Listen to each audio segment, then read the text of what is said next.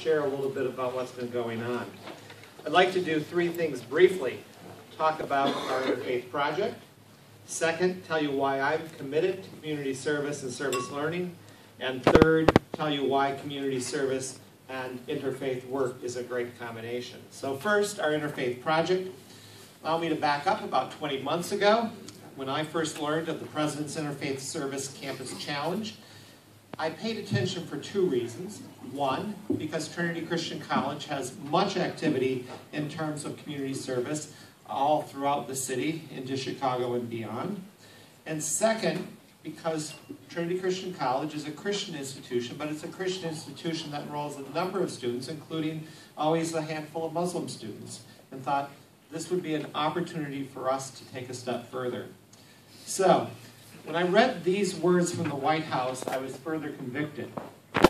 And I quote, "Since his inauguration, President Obama has emphasized interfaith cooperation and community service, interfaith service for short, as an important way to build understanding between different communities and contribute to the common good. Interfaith service involves people from different religious and non-religious backgrounds tackling community challenges together. For example, Protestants and Catholics, Hindus and Jews, and Muslims and non-believers, building a Habitat for Humanity house together. Interfaith service impacts specific community challenges from homelessness to mentoring to the environment while building social capital and civility. American colleges, community colleges, and universities have often been at the forefront of solving our nation's greatest challenges." Indeed, that's in the quote. Indeed, that is something that interests me, to solve our nation's greatest challenges. So our first step was to find a project. The Cal-Sag Canal runs through our communities on the southwest side of Chicago. From local groups all the way to the National Park Service, there's going to be a biking, walking pathway on the south side of the canal for about 30 miles. And believe it or not, Trinity Christian College holds lease to a portion of that. And we too wanted to be involved in that trail. And so, working with Dr. Abdel Sadek, a willing partner, and then connecting with youth through ICNA and MAS and Bridges, we came together for this project. So very briefly, that's our Interfaith project. Some of you will find on your tables a flyer like this that explains more. So I said I wanted to do three things. The second thing, very quickly, the reason why I'm committed to community service and service learning, for some very simple reasons. You might have heard the Chinese proverb that says, "Tell me and I'll forget. Show me and I may remember. Involve me and I'll understand."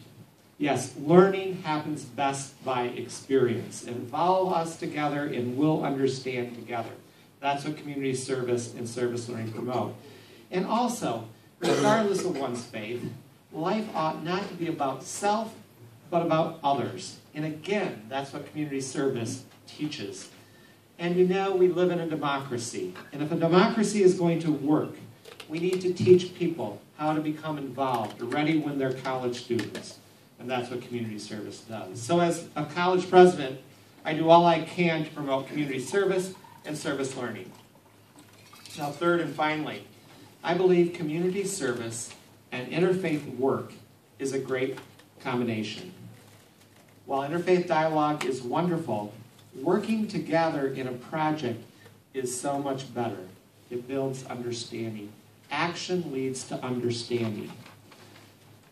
Our point is not to convince young people that all faiths are basically the same. No, the research that we've done shows that the students involved in this project know what they believe, and out of that belief, they confidently know how to reach out and work hand in hand with others.